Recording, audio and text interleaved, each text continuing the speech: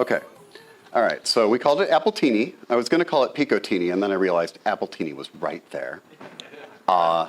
Prototype Apple II peripheral board. It exports the full bus over Ethernet. All right, so here's a picture of the board layout. We've got the transceivers that Oscar was kind enough to prepare you all for, the designs. This is an additional transceiver for bus data coming out of the Teensy here, which we did not mention because we're using one. And then the Pico is in the middle working as a bus controller so that the Teensy can have an easier time dealing with the bus because as Oliver mentioned, the Pico is really good at that. All right, two processors, both alike in dignity, is where we set our stage. The Pico has the awesome PIO state machines, but the Ethernet option, the W5500, is anemic and is barely able to sustaining the throughput necessary because we need you need around 25 megabit to do this. You can do a little bit better with compression, but then if the data doesn't compress well, you're in trouble. It's got the 2 cores and the memory. The Teensy 4.1 has integrated Ethernet, which is fully capable of saturating 100 megabit. It only has a single core, but 600 megahertz base. I'm overclocking it to 816, which you can do without external cooling. It has many useful CPU features. It's got a meg of fast memory, nested interrupts, micro SD, pads for 16 megabytes of QSPI memory, and other features, but no PIO. Why not both? Both are cheap and easily available. The Pico is like a $4 chip, and the Teensy is about $30, even with the Ethernet add-on, which we are using. The Pico provides the precise PIO timings to direct the bus traffic in the fashion that Oliver described. The Teensy just needs to snap the bus when it's given an interrupt line. So the Pico is actually doing almost nothing besides just watching the bus and sending signals with the proper timing. Teensy has, as described, about 340 nanoseconds after phi goes high to signal back whether or not it's going to emit a byte. That's the timing that he was describing. We do the interrupt in CPU phase to pull the lines when we're doing the data. So we have three points in time that we need to do something. First, we snap the address, and we do that during the video phase. We have a little bit more time. Then we need to deliver our byte if we're gonna write, and then we need to snap what we're going to get back. And the Teensy just has so many, it's clocking at 816 megahertz. You have just a lot of clocks to do whatever decisions you're gonna make on that. So it makes the timing for the kinds of things that are limited on the Pico a lot easier to hit. So you have downtime to do things like managing Ethernet or SD or so on. The time management, however, is still very important. Teensy supports nested interrupts, which is crucial that I am setting my bus interrupts to the absolute maximum priority and demoting even the other ones that have maximum priority, which is probably a little naughty. But that means that if anything else is happening, then I go, because I have like nanosecond level timing that I still need to support. And even at 816 megahertz, you are losing more than a nanosecond on every clock. Code that explicitly suspends interrupts, though, can still bone you. There are two Ethernet libraries for the Teensy. One of them bones you and suspends interrupts in its own code for long enough that my timing was terrible, and I was just barely able to make timing without even being able to write anything back to the bus. But there is an alternate implementation which does much better, which leaves the hundreds of cycles of processing time to put features in, which we are currently not using. I have a simple proof of concept to prove that the data path works. But right now we are doing pretty much just the one-way traffic that, similar to how the Apple VGA works, but we are ultimately representing it as HDMI out. A point to make is that having hundreds of cycles gives you room to do things, but you can still get boned on latency because you have to be snapping the values off the bus in a fairly tight time window. And if you get delayed by that, even a small amount of time, you miss your window. Now, with this design, absolutely every bus event that's happening on the card is going out over Ethernet to something else. That something else can be anything. A Raspberry Pi, which is what we're using now, could go to a desktop, a laptop, or any of the many options that were presented in the last presentation. You also have enough extra headroom, because we're using something that can fill the bus, that's like the 100 megabit, where you can do out-of-band messaging, where you can, in addition to the bus events, you can be sending a special thing. Like one special thing is people have been asking about doing beam racing, like precise timing of VSync, which is useful for demos and for like the fancy mixed modes that people do. And we hope to have the facility to support that. And what we would do would be, once we figured out when the sync happens, you emit an out-of-band event at the right phase in the stream of data. And at that point, you know exactly where you are. The remote end is seeing every cycle happen as it happens and can do whatever timing that it wants. And it just can stay in phase forever as long as you don't drop a packet, in which case you're in trouble anyway. We are, under the hood, we are not using TCP. We are using UDP because it's a little less work, and on a local connection where you are literally the only two things on the two ends of the cable, you're not going to drop anything. And that has been more than reliable enough for that purpose.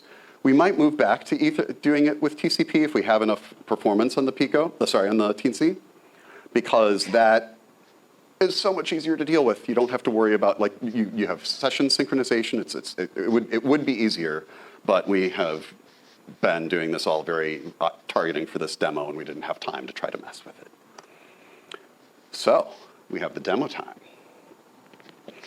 All right, we need to do the change.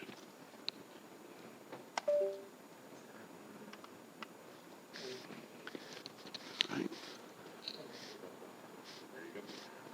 Okay. Hey, 80 column works.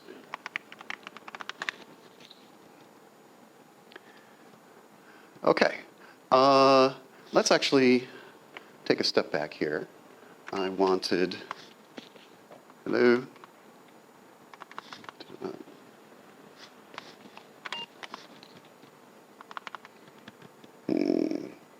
Looks like it is not gracefully handling this. Hang on a second. Just restarting the display rendering. I don't think it changed back from 80 column gracefully.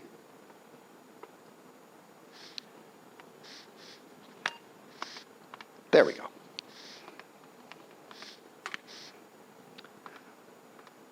In gratitude for the advice and encouragement that I got from the Narx Arceus team, I will boot it.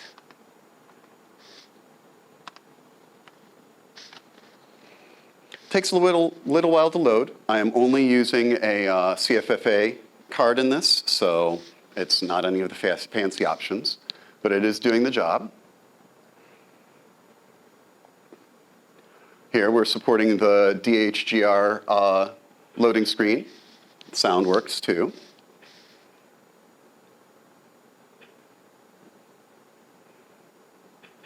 Thanks, Mark. Then you can go into the game.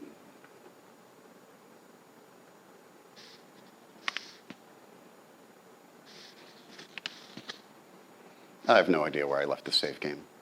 Oh, I'm in Bayport. And it works. We got that working like last week, by the way. Oh, come on. There we go. So let's go back to the demo we have. SDHR, by the way, stands for super duper high resolution.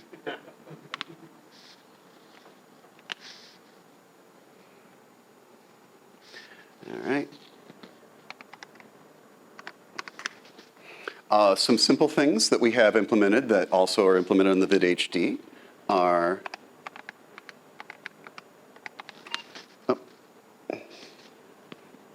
I love it.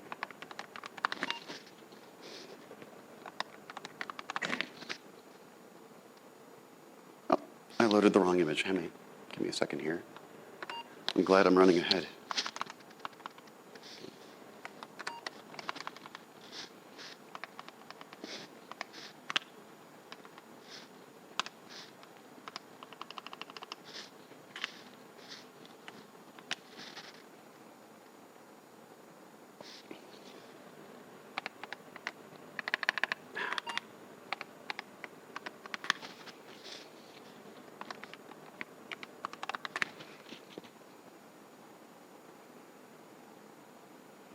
Okay.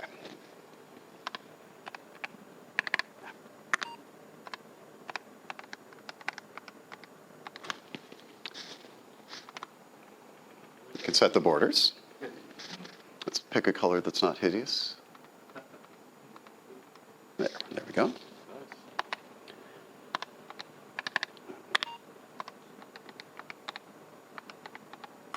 Yep. Yep.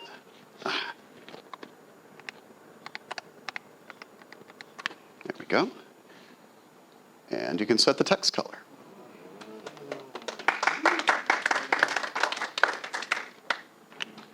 All right, and now we do the big demo, which is also named. What we did was we stole the assets from the DOS version of Ultima 5, which are VGA, like VGA color level. And unfortunately, it's not showing the full screen, but we'll work with what we've got. What is happening is full 1920 by 1080 resolution in full color. I talked a bit to cover the timing because that file that it loaded as an asset from the card here onto the Pi is about 330 kilobytes, which means that if you were doing this with a disk card, would be load splash screen disk 1, load splash screen disk 2, load splash screen disk 3 before you could boot it. Unless you had a Twiggy, and then you could just load it on one. Yes, indeed I could. But obviously having it on hard drives that we do now have means that this kind of thing and those kinds of resources become, I mean, they're expensive, but it's feasible to do. All right, and that is what it looks like. And note that it is animated, that we have 4-frame animation here with the water and the avatar. And it's not really gated by the processor speed, that it's doing this with relatively simple commands. Like when you see the code, because I do have everything released already if you know where to look, and I've got the links at the end of the presentation. Under the hood, this is all being done in C code on the Apple, where I'm just using CC65 to send bytes over the device I/O addresses that we've just defined as like control and data bytes.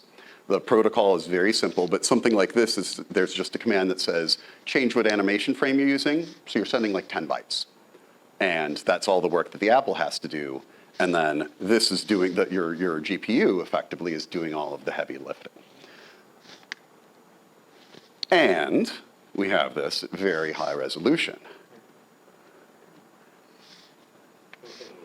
Yes, and yes, you're seeing a significant fraction of all of Britannia at this moment. Let's go down and look at the lava.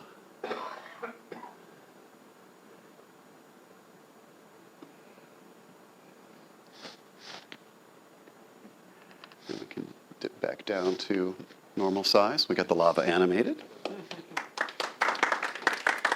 My partner, Henri, said, who's going to scroll that far? And I'm like, it's the first thing that I did.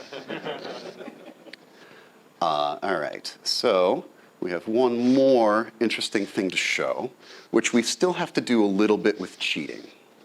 That we did not get mouse support in. That was one of the kind of out-of-band things that I was hoping to do, where you could have mouse here do something. So we're cheating a little bit and using the Pi as a control interface here, but it's not letting me move that window, which is awkward. Can we change the display size here to get more on the side? I can't see what I'm doing.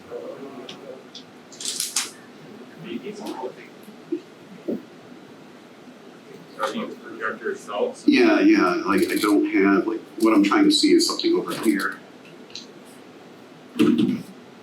Reboot.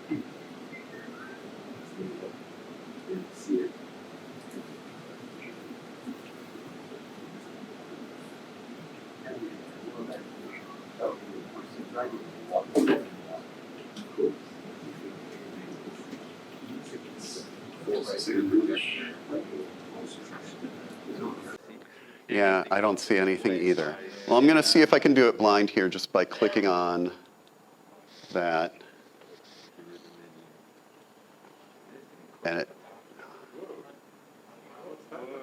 that is not quite what I want. I may just be in a bad place on the screen.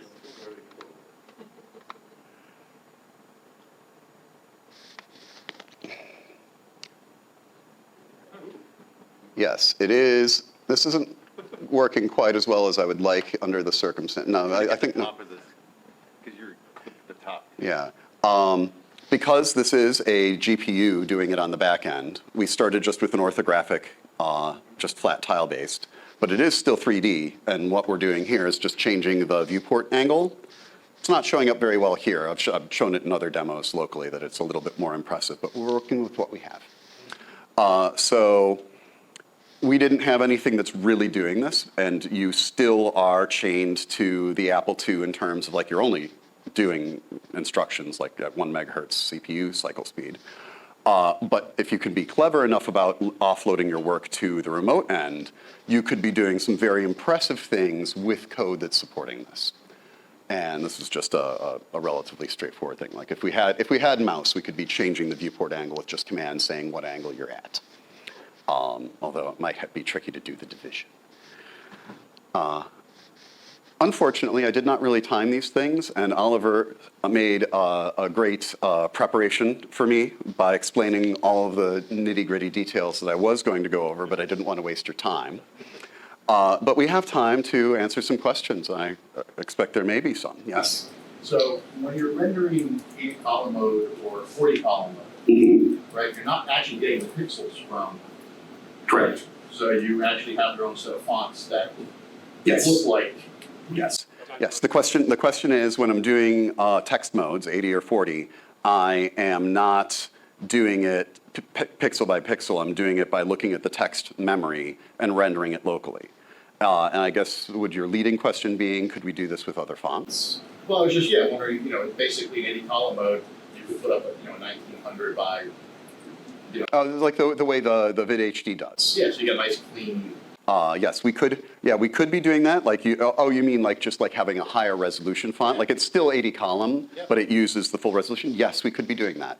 Yeah, this mode is actually doing some of that. No, I have to look at running. This mode is already doing some of that, where like this is stretched a little bit to have it scaled more for the screen. Like if it was really normal size, it'd probably be like that. But you could be doing it a different way. Instead of stretching it, you could be doing it with higher resolution. And he also implemented it with scan lines, but we could be doing it without. I don't remember what he bound the scan lines to, so I'm not going to try to mess with that. Are there other questions? Somebody else? So John, can you describe how you're connecting? You have a card in the machine and then? Okay, well, you can see it out the back here, because this is still on a breadboard, that it's just going into one of the slots.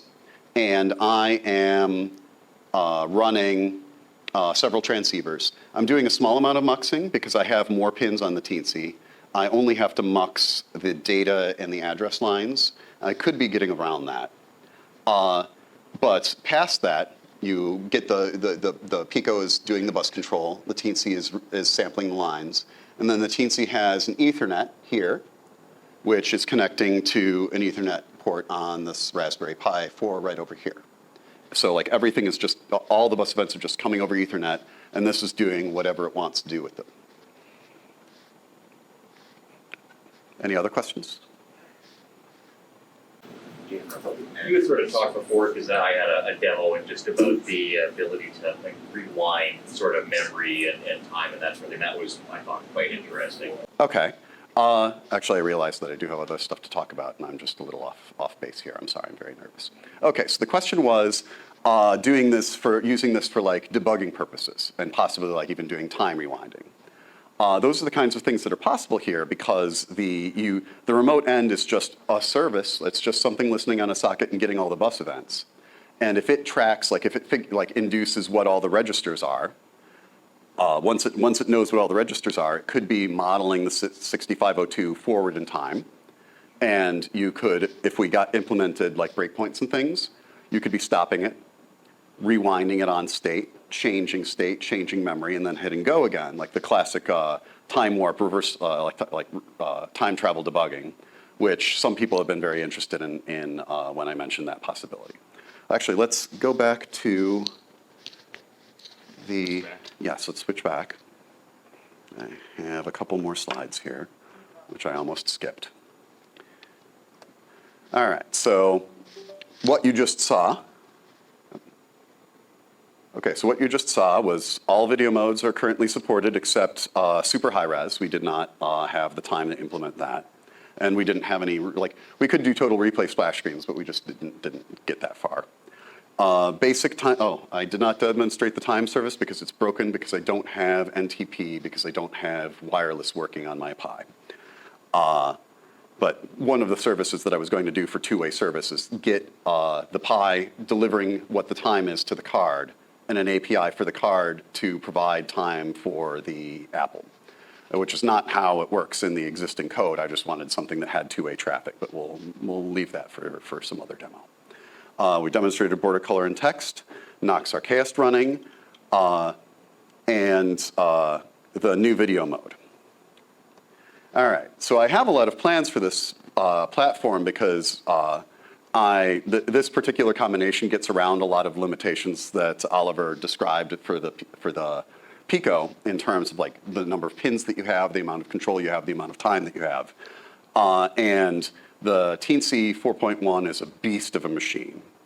So like it has a micro SD card. I could be supporting SD storage here. And we are doing Ethernet because that's how this is all working. So I could be supporting Ethernet protocol, which I don't know how that works, but it's the kind of thing I would be spending some time to figure out, to have a compatibility layer there.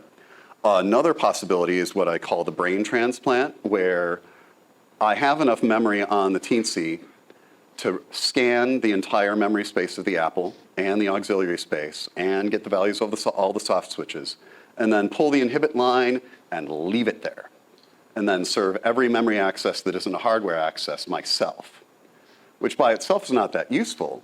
But then if you add in the idea that you have storage, you could be doing storage faster than DMA because you're just copying it from the SD card to the memory on the Teensy, and you're done. And then it goes back to just doing it at bus speeds when it's actually pulling it off, but that's not on your clock. So you could be doing it, I don't even have an idea how much faster, but it could be, my estimate is like on the order of like 8 times faster, 8 times bus speed or faster. We'll find out. That is going to be the first thing that I'm going to be doing once I start development again after the convention. The Pico also supports external memory up to 16 megabytes at QSPI rates, which is quite fast, but still you have to worry about latency. Imagine a 2E that has 16 megabytes of addressable space that aren't paged. If you have a API in order to do loading and storing of the arbitrary stuff via some mechanism, which I have mad science plans about, if you see at the bottom of the slide here. A virtual coprocessor.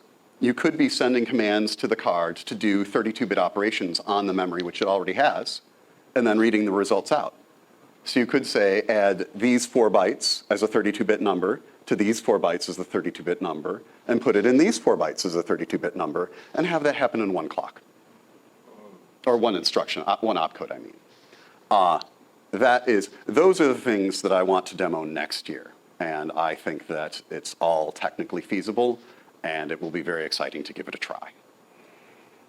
Are there any other questions now? Because I think that we're Yes. One of the questions is always about, like, is this going to be open source? And the answer is yes. And if you know where to look, it already all is. Although it is a mess because I've been busy. Super Duper Display is the code running on the Pi. It also is multi-platform and can run on Windows. Rickles, Henry, is working on Linux, sorry, a Mac port. Only he's on vacation with his family in Greece, so he's got other priorities, I'm sure. The Apple Teeny project has the Teensy and Pico source code, which is all open, and that's a little bit more sane because it's relatively simple. And then SDHR is the project that has our very crude CC65 done C code compiled and running on the Apple to do our tile-based graphics mode. And that's just an API and is definitely, it's relatively minimal featured, and there are all kinds of other things you can do. We didn't support anything special for text, like we wanted special commands for text to like do text relatively easily with like just simple commands. Some of the things that you can be doing and like is very useful if you're going to be using this heavily is the fact that because you can be uploading assets to the Pi, you can do a lot of front loading of anything that you're doing off of disk. Like when we did the when we did the Ultima assets, that was a PNG file that was about 43K because it's compressed and it takes a couple seconds for it to load, but then it's all there and taking up no space locally.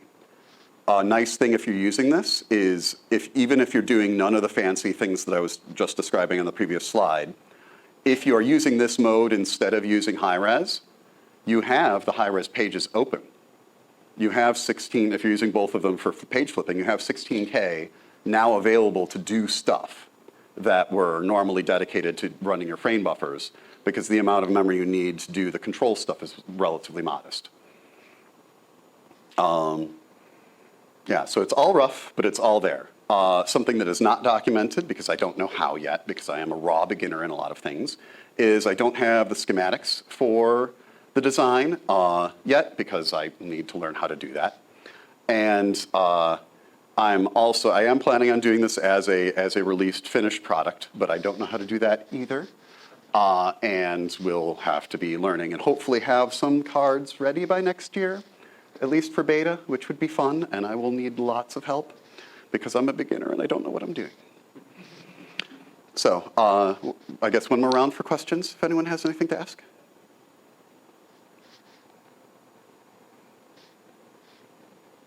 Anyone? Did Henry reply at breakfast? I'm sorry? Did Henry reply at breakfast to my smart ass? Oh, yes. Yes, he did. The question was, did Henry reply to Forrest's smart-ass question at breakfast regarding why he didn't stop the last time he was on the West Coast? And he said it was because he was in an airplane. So, all right. I think I'm done here.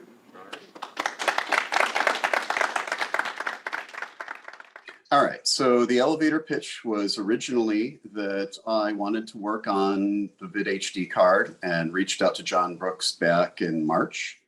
And he let me down easy about how the hardware design choices they made were kind of inflexible, not field programmable, and also the parts were unobtainable. So I decided to be ambitious and put something together for myself. And that's where the project came out. So we've only been doing this for a couple months, but we did get for our demo a functional HDMI out solution. We're doing it in a slightly unusual way where we are actually exporting the entire bus over Ethernet, 100 megabit Ethernet, to an external device, which can do whatever it decides to do with it. And when you have the entire bus state doing HDMI out, where all you're doing is rendering the bus video, is kind of trivial. It's just like a single application, but we believe we can do all kinds of things with it. We support up to 1920 by 1080 full 1080p resolution in full color with a special API mode that we added in, which is again just a demo thing that we put together. This is all of our design is open source. It's all up online. My slides show has the locations. It is all, however, all still a mess because we did this all at the last minute. The design operates using a Pico for doing the bus control. As everyone knows, the PIO is amazing and can deal with bus events, bus event speed things fast enough to be reliable. I also use a Teensy 4.1 to do the Ethernet out, and it's enough of a beast that I'm expecting to put in a lot of features by next year. I expect this to be a really fun project by then. I know nobody wants to hear right now, but we're going to try to do storage too. But that's just going to be, another entry in a crowded field. The 3D rendering was pretty crazy. Yeah, that's something that the demo didn't do very well because of technical limitations. But yeah, like full 3D will be awesome. I think somebody are they scheduled for a demo for a physics engine? That would be fun to work in together, as would be the Lucas's GTE project, which would be great to try to integrate. I've talked with him a little bit about that, but I'm sad that he couldn't make it to the convention, but we'll get him next year. I see a question about what kind of latency do you expect for exporting the bus state over Ethernet and so on? Do you think it would affect playability in arcade games? That is an excellent question.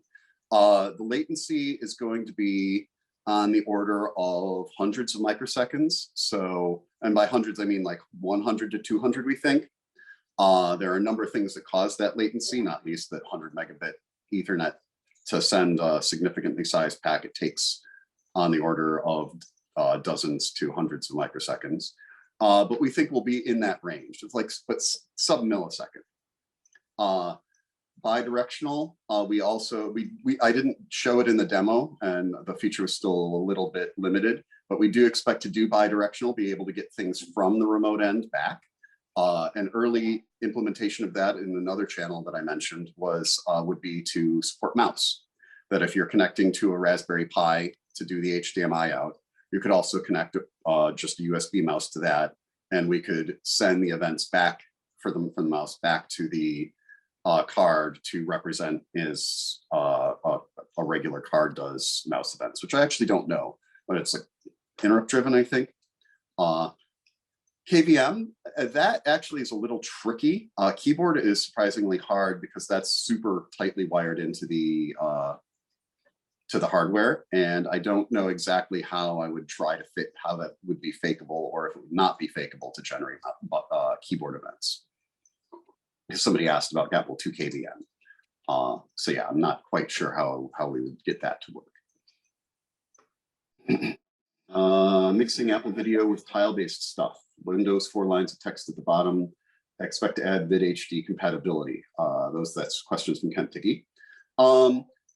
Mixing video modes, that's tricky because doing it the old style way, you're pretty much limited to just the frame buffer. The 4 lines of text at the bottom, though, that's an interesting thought. That is actually how our existing legacy modes work, where when you do mixed mode, the bottom 4 lines are just that rendering, and what you have above that could be different. So like that's actually a really interesting point. We could be supporting mixed modes in lots of ways. That's a creative idea. Rickles, Henri, my project partner, he's the one doing most of the OpenGL stuff. He's on Zoom, but I don't know if he's been given speaking privileges. I'm here. We can bring him in. Yeah. Okay. Yeah. So if you wanna take over for a bit, Henri. Sure. So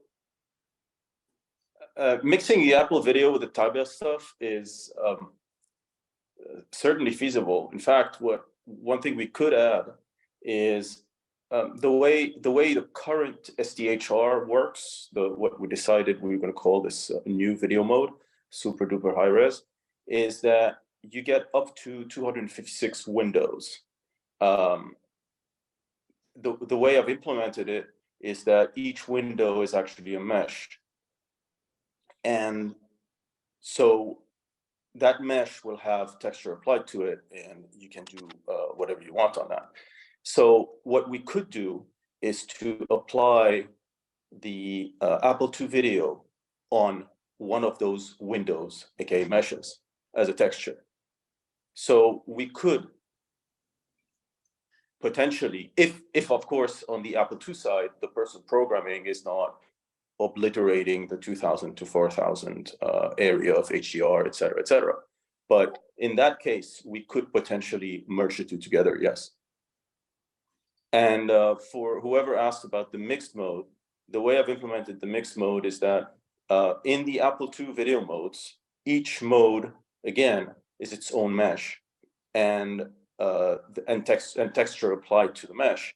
And so I've, when you've got a mixed mode, I take whichever text mode you're on, and I render that mesh, and then I render the HDR or GR mesh on top of that. And if you've got the mixed mode, then the HDR mesh is going to be shorter by 4 lines, and then you end up having your mixed mode. What else? The scan lines. For the scan lines, same thing. I just apply a texture on top of the whole thing, and bam, you've got your scan lines. So it's all decently modern OpenGL. I mean, it's OpenGL, so it's not super modern. I'm doing this on purpose because some people are going to want to run an RPi4 at the end on the other side. But again, the software will run on OpenGL, on RPi. It's going to run on Macs. It's going to run on Windows. So on Linux, whatever the hell you want for your Apple II. Just connect the two together and run the software, and all of a sudden you've got the Apple II bus data, and you can do whatever you want with it. Super SHR. That's we're open to names, I think. Hmm. Yeah. So sorry, the GS Bank 01 streamed. Absolutely, you could do a lot. You certainly could get that streamed out. Absolutely. Right now, we've focused on the original Apple II modes, including SHR. So I'm working on SHR right now, but we could push through the bus whatever we wanted.